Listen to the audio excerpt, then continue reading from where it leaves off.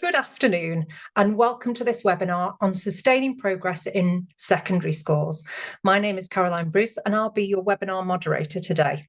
Before I introduce our speakers, I wanted to give a little context about the thinking behind this webinar. There were two main reasons behind it. First, a few years, as you'll all know, the UK welcomed a significant number of refugees, particularly from Ukraine, Afghanistan, and Hong Kong. Schools have done an incredible job welcoming and supporting these new arrivals and other new arrivals from all over, who have themselves done an incredible job embracing a new life and culture and new language. And yet, as these multilingual learners progress in school, English can become ever more demanding and complex and requires more explicit instruction. And the second reason, Ofsted's new inspection toolkit places renewed emphasis on schools' EAL provision and supporting language development so that pupils can fully access the curriculum. And so, for those reasons, we've invited both teachers and school leaders to join us today, and we hope there'll be something valuable here for everyone.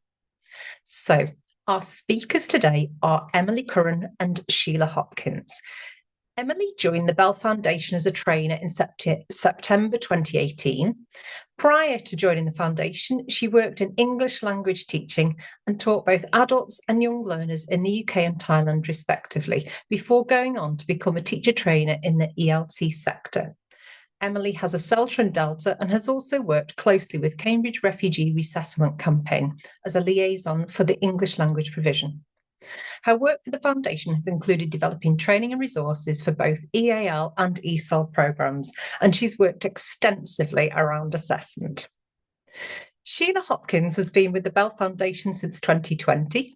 She holds an MA in TESOL, plus qualifications in primary education and EAL teaching. She has worked as an EAL specialist in schools and as an EAL tutor in initial teacher training programmes and TESOL courses at the university level in the United States. Her EAL work with the Foundation focuses on initial teacher education, early career teachers and senior leaders, and she works closely with our team of licensed practitioners. And so it gives me really great pleasure to hand you over first to Sheila and then to Emily. Great. Thank you, Caroline, and welcome everyone. Emily and I are both very happy to be with you today. We have divided the session today into two different parts. As you know, I will start with the first section here, and we'll be looking and exploring some shifts that occur within learners as they move beyond early English acquisition, shifts in language, identity, and scaffolding. And then Emily will look more at, in the second part, sustaining progress, looking more like terms of classroom practice and planning for language development and some of the linguistic challenges and some classroom support as well. So to begin, I thought it would be good to start with a scenario that hopefully some of you might recognize in your own classroom or perhaps in your school. And 2 years ago, Oksana arrived in the UK from Ukraine, and she's fluent in Ukrainian, but when she arrived, she spoke very little English. And she has now settled into school. She's made great friends. She participates in classroom discussions quite often. She seems to be thriving and quite fluent in English. However, when she is faced with more extended writing assignments or more complex reading texts, or maybe GCSE exam questions, there seem to be some certain gaps that start to appear. And you may be wondering or thinking too that realizing some of that conversational fluency that she has is not sufficient enough to fully engage in the curriculum. And you might also feel that some of that progress that she had been making so well with the English language that has somewhat plateaued a little bit at this time. So that's what we're going to explore a bit today in the webinar and see how we can continue our support for learners like Oksana. So as learners move beyond early English acquisition, I'm going to talk about 3 different shifts that occur.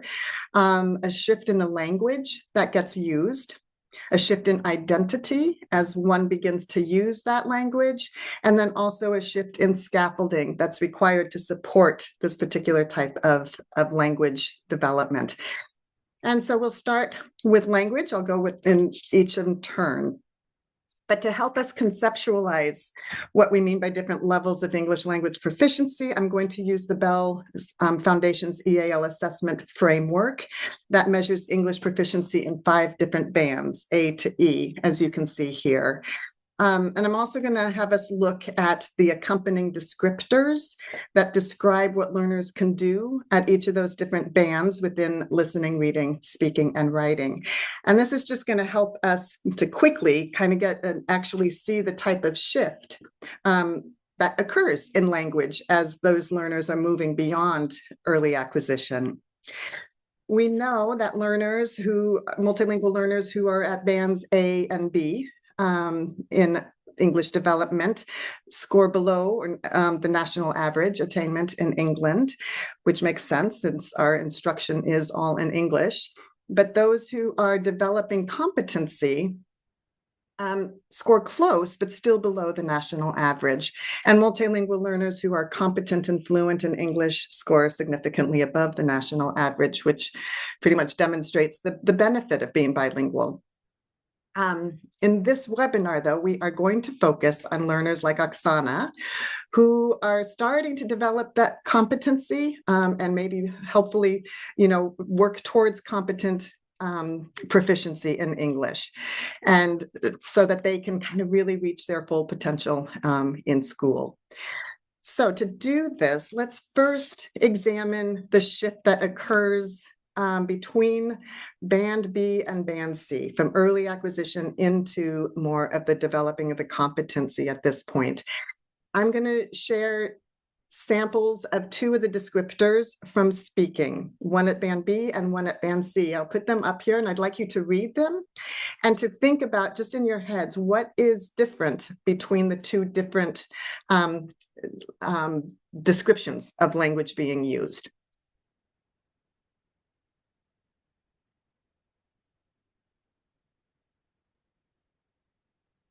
Okay, maybe you felt that the first one on band B is more about familiar topics. In band C, we really start talking now more about subject area conversations. The next one is writing. Again, look at both and think about what's different between the language.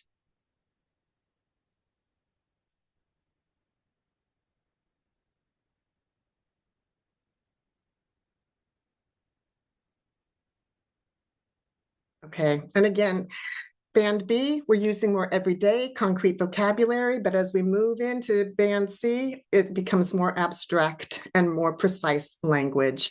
And the final one about reading. Go ahead and read these 2.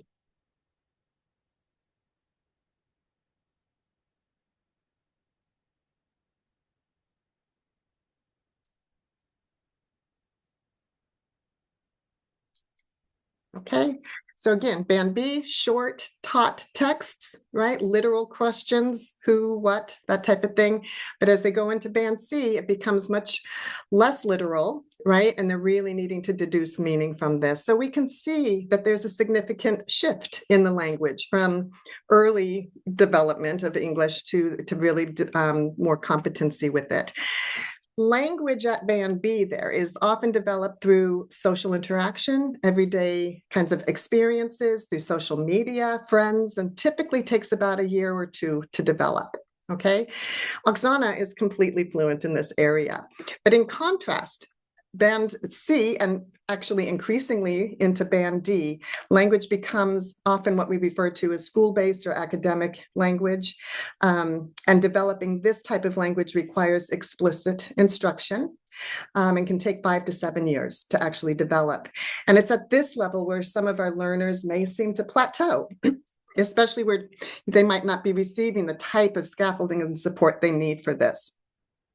Furthermore, this isn't just for multilingual learners. It's not limited to that, because you might realize too that some of our first language English speaking students might also be challenged by this more academic language as well. Students won't naturally just pick up and move from band B to band C on their own. And our role as teachers really is to to bridge that everyday language, whatever language learners are bringing to the classroom, with that more academic language, deliberately moving back and forth, right, between the two, so that students can develop new concepts and increase their language as well. So let's see what this looks like actually in a classroom. I'm going to show you two different texts. The first one will be Oksana actually orally explaining an environmental condition.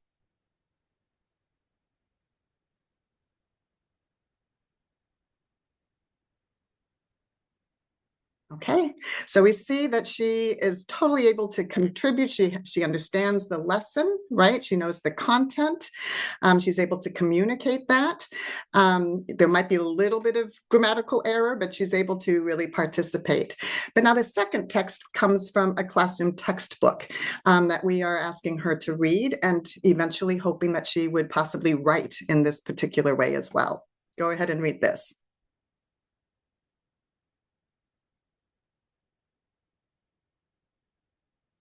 Okay, so we can see here how the second text is far more condensed, more abstract, right? Less conversational, and it's more representative of that disciplinary text that we're talking about. So the shift in language is what, moving beyond English or early English acquisition, is what we're talking about here. However, that's not the only shift that occurs when learners move forward with their language development, because language development can also include a shift in identity. We know that language is deeply connected to identity. It's how we express who we are. It's how we show where we belong and are recognized, or perhaps misrecognized or not recognized by others. And as learners develop more complex school-based English, their sense of self may also change. And for some, that shift can be really empowering. But for others, it can feel a bit unsettling or even perhaps threatening a bit. And multilingual learners are a hugely diverse group, as you know. So their experiences with this will vary. But what remains constant is that identity evolves alongside linguistic growth. Okay, and we're going to explore this. I'm going to be drawing a little bit from the work from Bonnie Norton as we unpack this a little bit. So first, she says that the way we speak signals who we are, where we belong, right? One's language and accent and dialect can really reflect one's culture or community or the region they come from.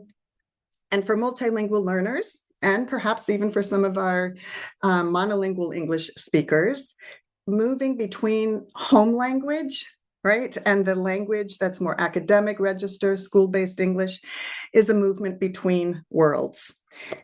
And it requires navigating these multiple worlds. And as this shift in between these worlds really does carry meaning. It carries a sense of belonging, identity, and inclusion.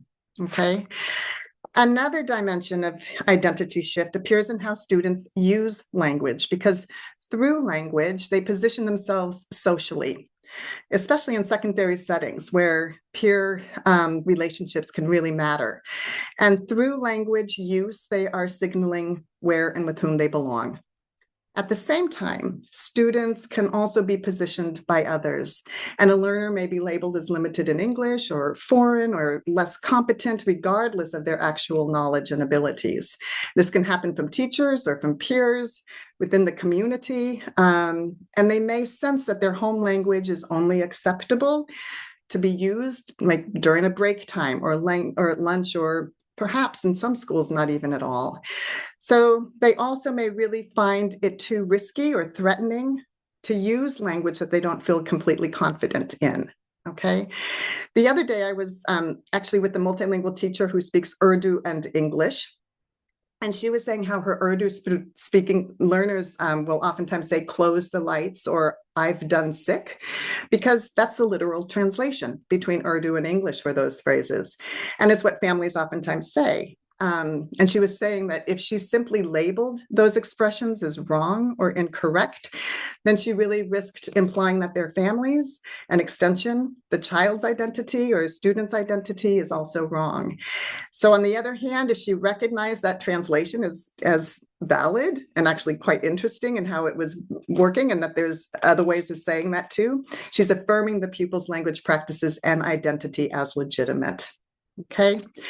We also need to recognize that language varieties are not equally valued. Okay, some are privileged while others are marginalized. And in schools, we tend to teach what we call standard English. It's in the national curriculum. But sometimes we do this by dismissing other varieties as inappropriate, informal, or need of correction. And these judgments all reflect social power. And as a result, some students may feel that using academic language requires distancing themselves from their home or peer identities. And this is something that we should never make learners feel like they have to choose between. As teachers and leaders, we need to communicate to students that they can and do hold multiple identities at once, and that being able to navigate flexibly between worlds is really a genuine asset and strength. And so developing this more complex academic English does not mean that they have to give up who they are. Okay, when we recognize the learner's full linguistic repertoire, all the language that they bring to school as something that we can move back and forth with and use and value, then academic language becomes more additive rather than subtractive. Okay, and finally, language is connected to who our students imagine themselves might become. Academic English is linked to pathways like university or careers or influence, and students are more likely to invest in it when they see that they can be part of that future.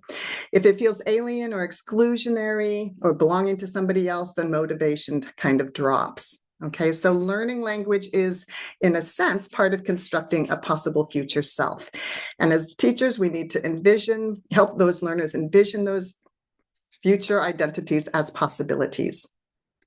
So moving beyond early English acquisition is not just developing language. It also involves identity work. And the issue is not whether our students are capable of developing academic language. The real question is whether our schools and classrooms can validate all languages and varieties of language and create the condition in which more academic complex language is made more visible and feels attainable and inclusive. Okay, so how can we create these environments? It brings us then to our last piece of the pie here, and this is where scaffolding comes in, because appropriate scaffolding can really help reduce the threat of identity risk while also supporting language development. And that's why it's at the bottom of the image here, that many schools and teachers can tend to let go of scaffolding once they feel that their learners are more fluent, like Oksana. But as we know, that academic language now really takes years to develop. And because of this, scaffolding should not go away. It really just needs to shift depending on one's English language proficiency. So what does this look like? First, our focus of the type of language that we're focusing on needs to shift, because when learners are new to English, right, we scaffold by possibly modifying our language or simplifying or modifying texts, right? We use heavily scaffolded sentence frames and lots of visuals. But as students start to develop into more developing competency, we need to start really having them focus and navigate on complex curricular texts. We need to expose them to more academic language by highlighting textual structures, deconstructing complex sentences, and modeling language use. All of this Emily will speak about next. And multilingual learners can often struggle here because they are being asked to produce and engage with language that they've never seen or practiced before. Another shift in scaffolding is how we use home language use. And when learners are new to English in bands A and B, we oftentimes that home language we use primarily for translating. We might translate whole texts or have learners write in their home language first. They might work with a TA in terms of translating, or work with a pair that shares home language, a common home language. But as learners start to develop more English, they can actually then use their home language more as a cognitive resource, where they can move back and forth between using English and their language, something that we call translanguaging. They might discuss new concepts in whatever language they prefer, perhaps going deeper with their home language in some of that before they write or read something in English. They can label diagrams or write outlines in whatever language they prefer, or they can also use their language as a way to analyze other languages. And like we see here, red car and coche rojo, which would be the adjective comes first in English, but last in Spanish, okay? And then finally, the last one that I'm going to talk about is how our interactions kind of need to shift based on a learner's proficiency in English. For band A and B, you primarily want to just focus on meaning and affirming what a learner is saying. Like here, what did you do today? I go to the cafeteria, I go to mass, I go to classroom, and then you would say, that's great. You went to a lot of places. I hope you had a really good day. Okay, they're excited about learning English here. But for example, when learners progress into bands C and D, you want to focus on both meaning and language to expand that language. So here we see it's the student saying, it's not fair because they didn't get a chance. And so the teacher might respond, so you're arguing. That's putting them in that academic place. You're arguing that the policy was inequitable. Okay, that's more of that academic language. Or unfair, like you said, right? Due to lack of representation. As you say, not everyone got a chance. There was a lack of representation, right? And you might capture this as well. So you're moving back and forth between that home language or that everyday language and more of the academic language. Okay, so we've seen 3 different shifts here that take place. I am going to, on the next slide, share what this might mean for you in your role, the implications of these shifts. So I'm going to let you read either for a leader or a teacher. And then after that, I will hand it over to Emily. So go ahead and read these now.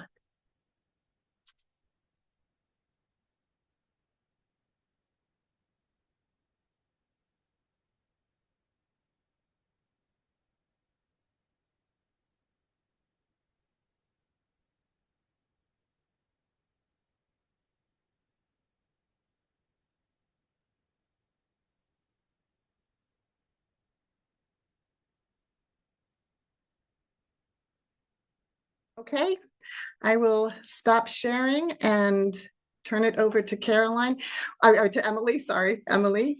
And just to let you know, we will, as part of the recording that we send out tomorrow, we will send links to all the resources and references that we refer to in this session. So you should be getting lots of links tomorrow as well. Super, thank you so much, You're welcome. Sheila. That's great. Okay, so as Sheila said, we're going to look in this section then at some application of that kind of more to kind of classroom practices, and think about how we can then support our learners to develop that language needed to move beyond early acquisition. So a bit more on what Sheila was just talking about in terms of the scaffolding. And just sort of to kind of highlight as well that we're kind of looking here at one of our principles, which is an integrated focus on content and language. And that's because we know that one of the most effective ways to develop English is through participation in the mainstream classroom curriculum. And so that's kind of how we're going to frame this second section today, looking at the language demands within the curriculum. So we'll be looking at a framework for planning. So this is the framework for planning that we'll be looking at to kind of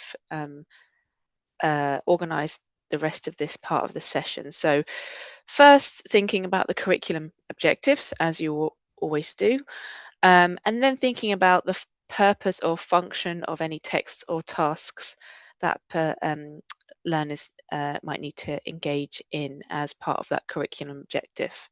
So thinking about text to read, text that they might be expected to write, extended listening text or stretches of text being lecture, long stretches of text being spoken by the teacher, and then also communicative, collaborative discussion or speaking tasks.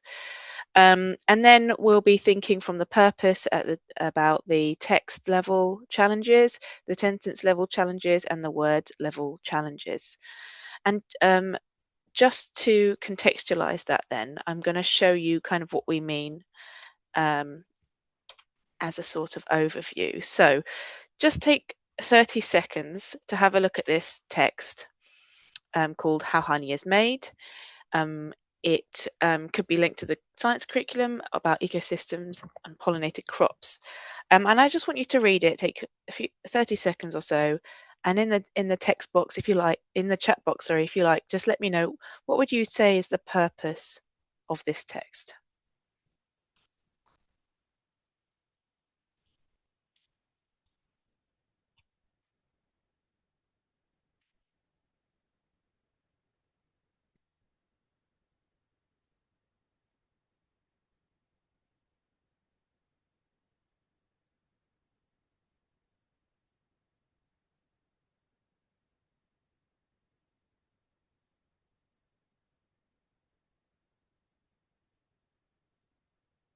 Okay, so we've got a few answers coming in now in the chat box. So someone's saying it's to give information, a few people saying it's an explanation, to inform, to explain, explaining a process, how bees. Okay, so exactly. So we had it as an explanation, but it could well be an information giving or an explanation as part of an information more text.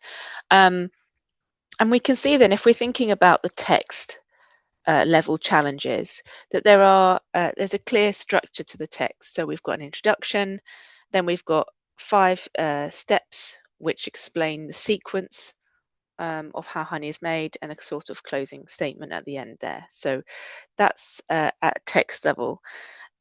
At a sentence level, the text uses a lot of sequencing language to clearly structure the different steps. So we've got, for example, here, the first step in making honey begins when, after filling their sacs, these house bees then, over time, lastly, and so on. And at word level, obviously, we would consider the tier 3 words as part of the text, but we might also want to think about the possible challenges with other tier 2 words or words that come together. So here we've got stored in, for example, or regurgitated into. So important to look for those kind of chunks of language. Okay, and as I said before, so we've looked at, in this example as a sort of brief overview to introduce how we can use this framework at text level, sentence level, and word level for a reading text. But we could also use this to support learners with listening, with speaking, and with writing. So, for example, if we're asking learners how to write an explanation text, we also need to know what language to scaffold for in order to support them to model what the language to teach, and so our students can then put that into practice when writing their own texts. Or, for example, we might want to, if we're asking students to orally explain a process, then obviously we need to provide the language needed to be able to do that. So let's have a look now in a little bit more detail at each of these levels. So we're going to think about the kinds of challenges that exist at the in terms of the purpose, the text level, the sentence level, and the word level, the challenges for learners moving beyond early acquisition, identifying those language challenges, and also then looking at the support that we can put in place to help learners with those challenges. So we'll start with the purpose or function. So as we've just seen, we had a text where the purpose or function was to explain. And I just thought briefly, if you could let me know in the chat box other functions that you might expect your learners to come across either when reading text, when writing a text, when in participating in a classroom discussion, or when listening to something within the context of your subject. Okay, so what kind of other purposes or functions might there be? So we've got in the chat boxes coming in. So to debate, to explain, to give chronological information. Oh, sorry, that's from the last task. Analyze, predict, describe, persuade, argue, entertain. Absolutely. And one more, complain. Yes, there's so many, and we've got a few of those here. And you've it's not exhaustive, as you know, you've got a lot of other useful ones added as well. So complain wasn't on here, but it's absolutely, as we can see, a lot of different purposes or functions. So texts or tasks can have many different purposes or functions, as you'll know. But it can be really useful to make sure that our learners who are at this stage of English language acquisition understand what the purpose or function is in terms of the reading the text, writing the text, or engaging in the task, as these different purposes or functions typically tend to come with particular vocabulary, sentence structures, and ways of structuring texts. So let's then look at how this might play out at a text level. So when we're thinking about text level challenges, which are very much linked to the purpose of the text, we can think about two sort of key challenges here. So we've got text structure, as we had in the honey text, so introduction and the explanation, 5 steps sequence, and then we've got text density. So that's how much information is packed into a text. In terms of text structure, then we've got another example here from geography about the Boscastle flood, and it's clearly structured into 4 separate sections. So we've got, again, an introductory paragraph. The first paragraph is an explanation of what caused the flood. The second paragraph is a description of the impact of the flood. And then the last one is a description of measures to prevent future floods. And we can actually see here then that this text has several different purposes. So an explanation, to explain, and to describe. And to help our learners then with this, we can support them by, before reading a text, identifying, highlighting the different purposes of the different parts of the text.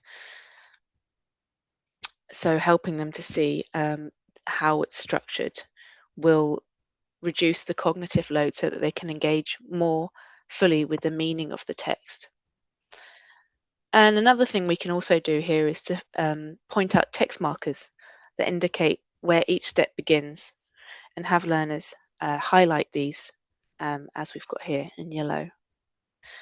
So it doesn't really take very long to do this, but it can really help learners to understand the different parts of a text, and support learners in terms of writing their own text that might look similar to this as well. So our second challenge then, in terms of text level challenges, is text density. And as I said before, this is really not about the length of the text, but obviously about the volume of information that gets packed into a smaller amount of text, which can often lead to abstract, complex texts that are quite difficult for many students to read. 2 features of language found abundantly in increasingly academic texts, and that would be very helpful to know about for our learners, are nominalization and expanded noun phrases. And both of these features need to be taught, highlighted, modelled, and addressed so that learners can gain knowledge and control over them. So we'll look at unpack these a bit together now, starting with nominalization. So at a basic level, nominalization is a process of turning a verb into a noun. So for example, we can see the verb destroy becomes destruction. The verb develop becomes a noun, development. To become extinct becomes extinction, and so on. So nominalization is a very common academic feature, especially in increasingly academic texts. And I'll just show you kind of what it does and how it might occur. So for example, when you might be discussing the topic of the environment, you might say something like this. So when people clear land for houses and roads, they change the environment. They destroy the forest and bushland, and then many animals lose their homes. But you're probably more likely, or learners would be more likely to read something like this. So clearing and development of land often results in the destruction of the natural habitat of many local species.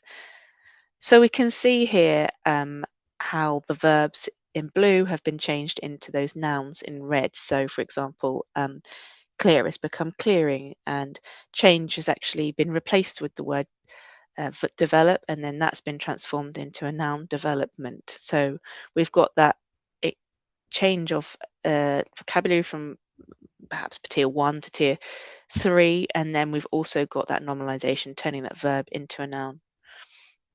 And then obviously destroy has become destruction. So by using normalization, the reason why it's used in academic texts is because the writer can more economically summarize a whole concept or sentence into one abstract word or phrase. So we've got here, for example, when people clear land for houses and roads, they change the environment. This has become clearing and development of land. So we can see how a lot of information can be condensed and compact into fewer words, which also makes the text much more academic sounding. Oops. And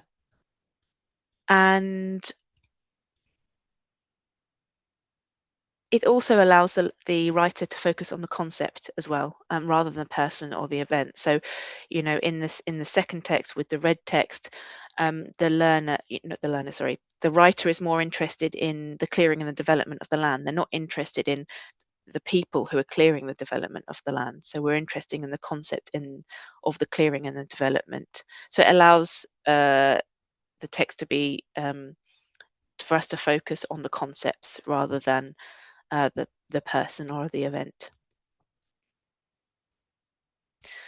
And so how do we help learners develop, understand normalization and therefore be able to use it themselves as well? So it's really important that they have time to become familiar with the content of the text in familiar language before engaging with it. So giving learners opportunities to discuss and engage with the content through collaborative activities in familiar everyday language that they already know will help set them up to be able to access the more complex and denser texts afterwards, so they can then unpick them with your support. And this focus on oracy is an important part of preparing learners for engaging with these more complex texts. Obviously, I realise it does take time, and there won't be time to do this in every lesson, which is very understandable. But it doesn't have to be every text. You know, this can be done from time to time, and it will help learners to develop that skill and of unpacking in the long run. We can also help learners to notice the language, like so nominalization, by highlighting examples and discussing it within the context. So for here, for example, we might ask, you know, what phrase here is another way of saying that animals lose their homes? And then we'd have hopefully learners would say, oh, loss of habitat. We can also ask learners, might also want to ask them to compare the two texts, so a bit like how we saw before, you know, in the everyday language and in the more academic, denser language, and guide them through the use of questioning and noticing the normalization and comparing the language between the two texts. Alongside this, you might also want to encourage learners to keep a note of these, you know, this vocabulary and their key knowledge organisers, or include these in kind of low stakes tests at the beginning of lessons, or perhaps to revise content. and to reactivate and recycle these words in context. So that's nominalization. That's one aspect that makes a text very dense. And another is expanded noun phrases, which we'll have a look at here. So to understand how long noun groups contribute to text density, I'm going to just tell you about a situation. So the situation is that I'm having problems with my intestine. Actually, it's my large intestine, and I went to the doctor because it's been going on for quite a long time now, and it's making my whole tummy ache. So, in other words, you could say, or rather, the doctor might say at the appointment, that I have a chronically inflamed and painful large intestine. So we can see here that the entire scenario that I just explained to you can be summarized in this expanded noun phrase. So a chronically inflamed and painful large intestine. And I imagine that hearing me talk about what was going on in that everyday language probably helped you to be able to unpack this long noun group more easily. So in academic texts, students will often be confronted with these long noun groups, but without any background or support, and that will make them quite difficult to unpack for meaning. And these kinds of long noun groups are everywhere in academic texts and quite tricky for learners. So how can we support them to do that? Well, as with nominalization, we can help to unpack long noun groups by asking learners to kind of unpick them bit by bit. So looking at them in everyday language. So we might want to ask learners, for example, can you draw what this means? So in this example, we've got each biome has a distinctive combination of life forms. So we could ask learners to draw the distinctive combination of life forms, which would show us that they understand the meaning of that. Or we might ask them to, say, what does that mean in your own words? They might say something like, I think it means like different animals and plants. Maybe each biome has plants and animals that are different to another biome, for example. So we're, again, as Sheila was saying, moving between language that students know and everyday language students are already using and the more academic language, going back and forth and helping learners to become, to sort of bridge that gap between the two. Another way we can support learners is to actually play with long noun groups. So we can have learners to create their own noun groups and see which group of learners can come up with the longest, for example. So this is an example here from science. Adding just one word or a couple of words at a time, and then come back to the original. So how long, how much can you expand it? And giving learners the space to practice doing this will give them more confidence about how these noun phrases are structured. So that's at the text level. We've looked at text structure, text density in terms of nominalization and in terms of long noun phrases. So we'll have a look now at some of the sentence level challenges and supports. So here we've got kind of two kind of key areas that come up a lot. So one will be sentence structures that will be related to a specific text or task's purpose. And another one will be we're going to look at is complex sentences. So starting then with kind of sentence structures related specifically to a text or task's purpose. So just as we spoke about earlier, texts having different structures based on their purpose. So do sentences. For example, describing the digestive system will involve using lots of descriptive sentences. So we've got a large inflamed intestine, as we had earlier. Or comparing items will require structures that allow comparative analysis. So, for example, cirrus clouds are different to stratus clouds because. We might also have things, particular language associated with procedures, for example, or language to predict. So most likely will happen because, or combining and should cause, or it's possible that, however, if then. And learners who are at this stage, maybe they're at band C, or whether we're trying to move them towards band C or towards band D, but they may not necessarily have developed some of these types of structures yet. So they might know what they want to say, but they might not quite have the structures yet to say it. So to support them with this, we can provide sentence frames. So some more here as examples from English used to compare and contrast different characters, so character analysis. Sentence frames can be used or created spontaneously, and you can the good thing about sentence frames is they can be adapted for the level of proficiency and the type of task that you're doing. It's also worth saying here, and sort of speaking back to what Sheila mentioned earlier, that we don't want to over scaffold. So, making sure that we don't limit our learners by only allowing them to use sentence frames, but rather we might look at some writing that they've done and analyze it and see where there might be support needed for particular kinds of language sentence structures associated with particular purposes. And we know next time, for example, next time we're asking learners to do a report, we'll factor these kinds of structures into the modeling and perhaps add those sentence frames for support if needed. So yeah, this can also be adapted to provide a whole paragraph as well, for example, with gaps in. But so yes, as we sort of said before, it's not necessarily about using these all the time, but it's about providing them as and when to help learners have that language to be able to articulate or write what it is with the appropriate language for the curriculum. And then at a sentence level, we've got complex sentences. This can be a challenge for learners who are moving beyond, or who are wanting to support to move beyond the early stages of acquisition. So a complex sentence is basically a sentence which contains a main idea and an extra idea. So here, in this sentence, we've got, although the experiment failed, the results were still useful. So the results were still useful.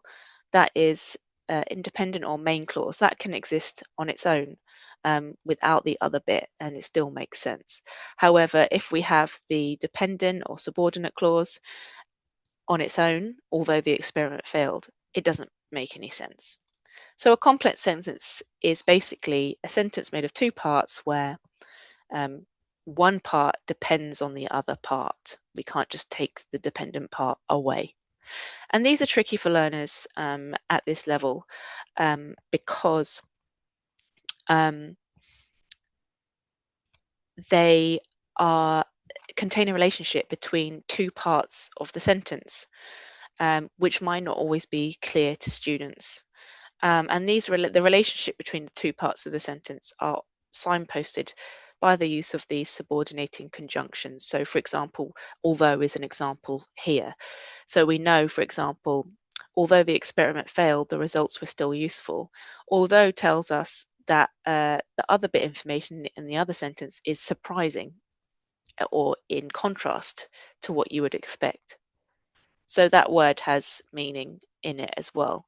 And all of these subordinating conjunctions will have different meanings. So, for example, if there's a condition there between the two parts of the sentence, and when will show a similar relationship, unless before. All of these conjunctions have meanings that show the relationship between the first part of information in the sentence and the second part, and that's what our learners need support with.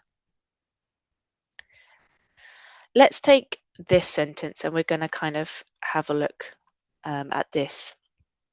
So the suppression of political opposition during the early years of the regime intensified because new laws restricted public criticism.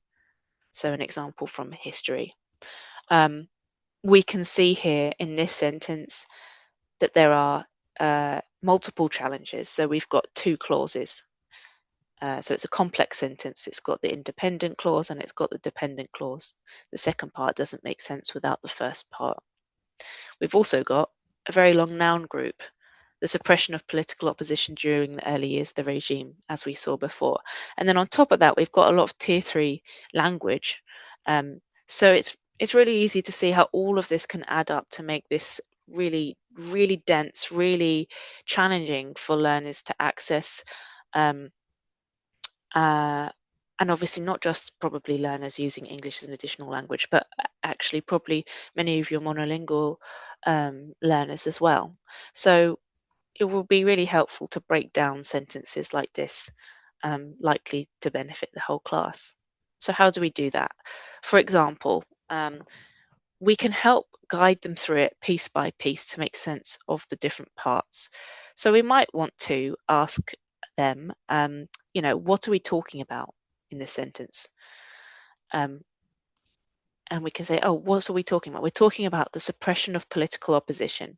Okay, but that's still quite a lot to unpack. So then we have to think, we've got to, if we can write that out by going back, when we looked at normalization earlier, using the verb suppressed instead of the noun suppression. So we can say the Nazi government suppressed political opposition.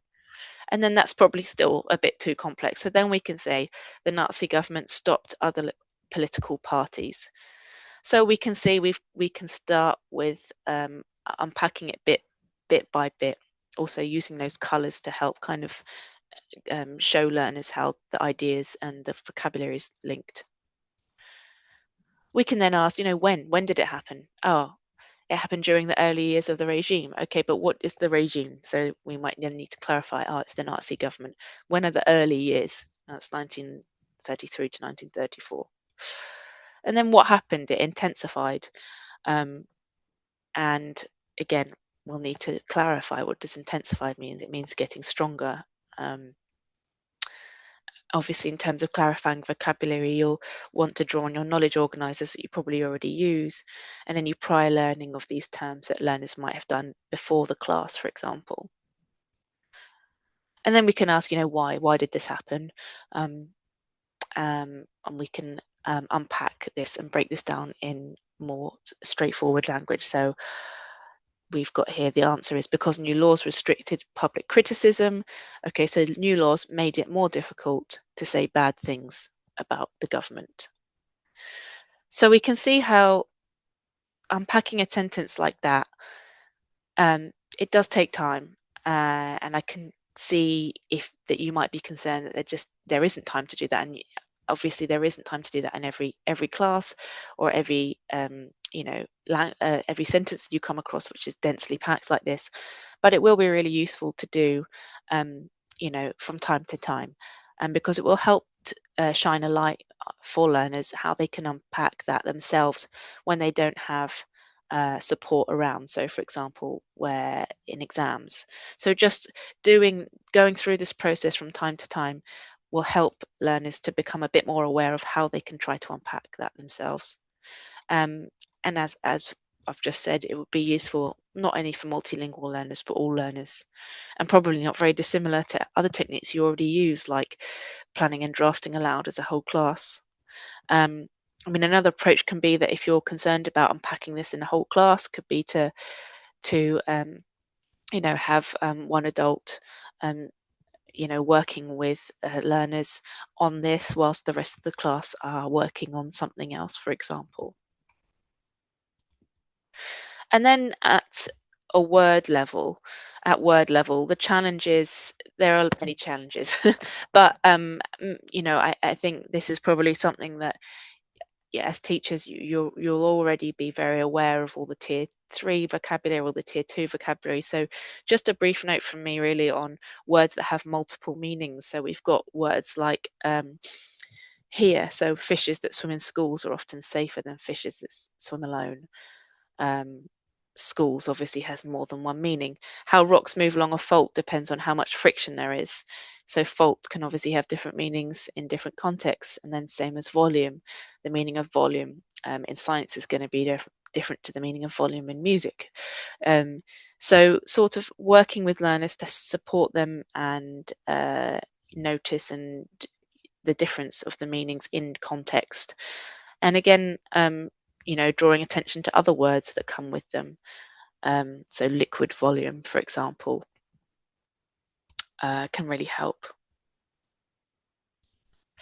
And then just in the last few minutes, I kind of wanted to talk to you a little bit about the possibility of using generative AI as a linguistic assistant. So, if you're feeling a bit unsure about where to start with identifying the language demands, you might want to draw on Gen AI to help you with this.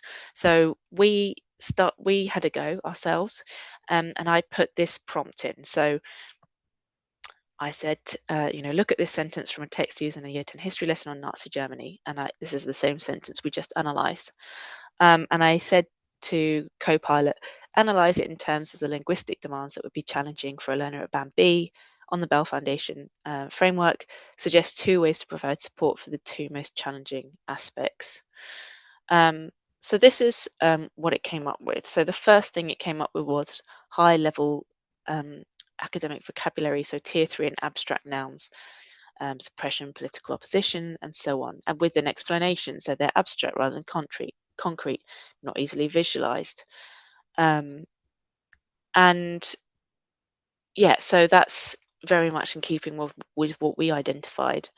Not a second point I made was about nominalization and dense noun phrases, and it has a couple of examples there as well with an explanation. These pack a lot of meaning into compact structures. And I thought it had, yes, quite useful but rationale. And then it mentioned another challenge as being complex sentence structures. So here it had the example of cause effect. Perhaps not as clearly explained here as what I've just done if you're not as familiar with language, but still I thought quite a valid point. And then the last one was passive like meaning, though not a grammatical passive. And I looked at this and I wasn't really quite sure about this one, to be honest, so I've just decided to discard this because it was, yeah, I think it's too many things to think about. So I just decided to think about the first 3 and prioritize those. And then the other good thing about generative AI is that you can also use it to clarify or explain things in plain English. So for example, if you don't know what nominalization is, if it's brought up nominalization and you don't know what that is, you can say, well, just what is that in plain English? And generally it's quite a good explanation. And then I don't know if you remember, but I asked it to look at the 2 most challenging aspects to prioritize. So we had academic vocabulary normalization and then complex sentence structures and some support strategies. So it came up with deconstructing the phrases into verb-based chunks. So modeling them back into simple clauses like the Nazis suppressed people who opposed them, for example, which we did, but then we would break it down further. And then the second idea was using visuals. And then the second point was to support complex sentence structure. So splitting them into coloured boxes, a bit like how I showed you when we looked at the different, what are we talking about? What's that action? And so on. And then rebuilding the sentence through chunking.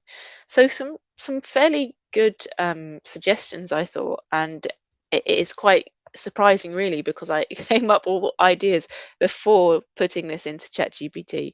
So I was quite surprised actually that it came up with some very similar ideas.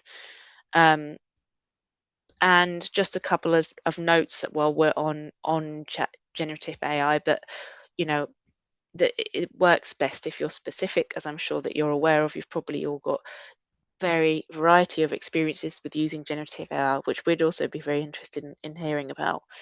It can be useful to save prompts, so you could just save this prompt, for example, and then just swap out the words in blue. You might also want to ask it to analyze a text at word level text sentence and word level, but again, being specific, and obviously important to treat with caution, because although I thought it was fairly good, we can't always know whether or not it's going to be exactly accurate. So do take it with a pinch of salt. And of course, just never use personal information, because we don't know what's going to be done with it. And a kind of like closing remark really from me is that we realise that what we've talked about today has covers a lot, and we know that you not going to be able to do this for every lesson, so you might want to just do one thing at a time. And so it's kind of looking at one piece of support at a time. And as Sheila did before, I'll just leave you with a moment to look at this implications for you and your settings.